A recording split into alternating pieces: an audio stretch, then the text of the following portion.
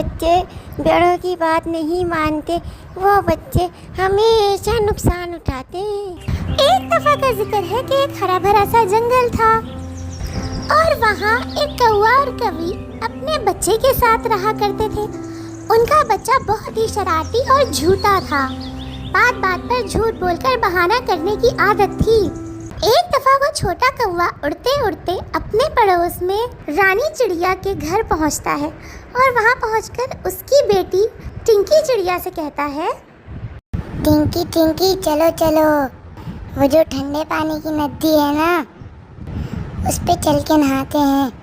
हाँ बाबा ना, मैं तो कभी भी नदी पर नहाने नहीं जाऊंगी, मुझे मम्मा ने मना किया है, नदी का पानी बहुत ठंडा होता है, मैं वहाँ बीमार हो जाऊंगी।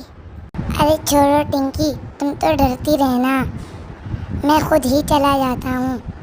छोटा कौवा नदी पर पहुंच जाता है और पानी में डुबकियां लगाता है और ठंडे ठंडे पानी के मजे ले रहा होता है कि इतने में कबूतर वहां पहुंचता है और देखता है कि छोटा कौवा ठंडे पानी में नहा रहा है।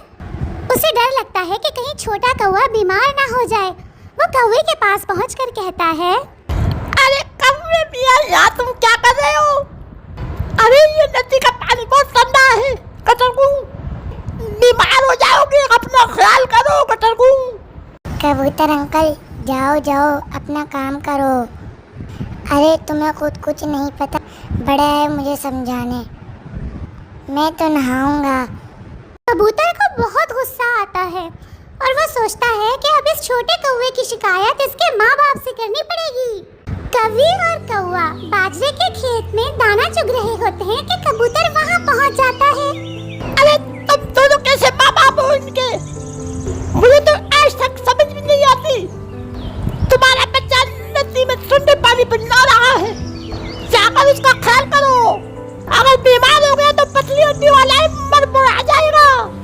हाय हाय, ये क्या नई मुसीबत आ गई? अरे ये लड़का तो मुझे पागल कर देगा। जी सुनते हो, जरा जाकर देखो इसे। अरे कहाँ नदी में बैठकर ठंडे पानी में नहा रहा है? अरे भला उस कबूतर भैया का जिन्होंने आकर मुझे बता दिया।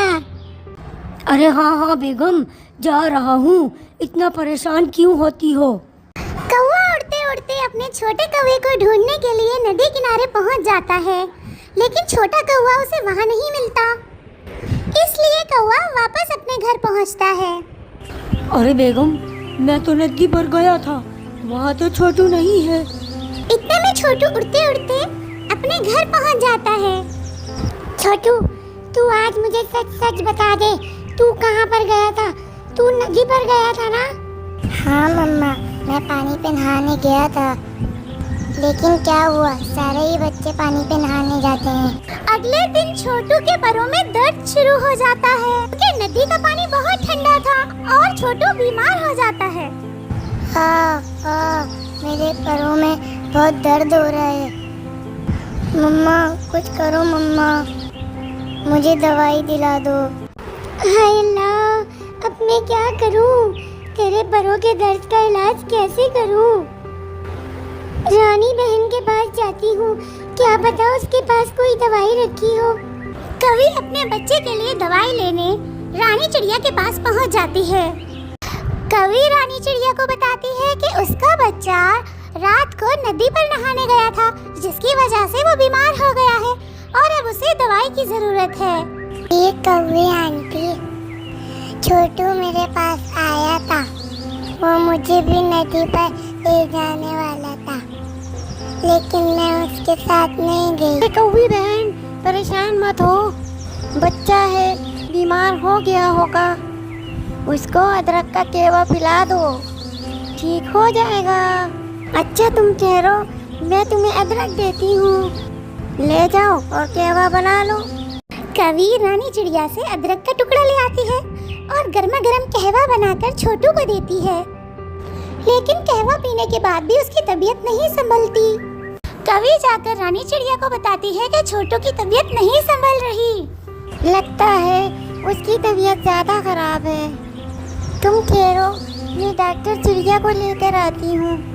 अब वही मुआयना करके बताएंगी कि क्या हुआ है। आई हाय, तुम लोगों ने तो बच्चे को बीमार ही कर दिया। अरे देखो तो कितनी शदीद खांसी लगी हुई है इसको तो। सीने में बहुत इन्फेक्शन हो गया है और पैरों में दर्द भी है। दवाइयाँ देकर जा रही हूँ, वे वक्फे से खिलाते रहना, आराम आ जाएगा।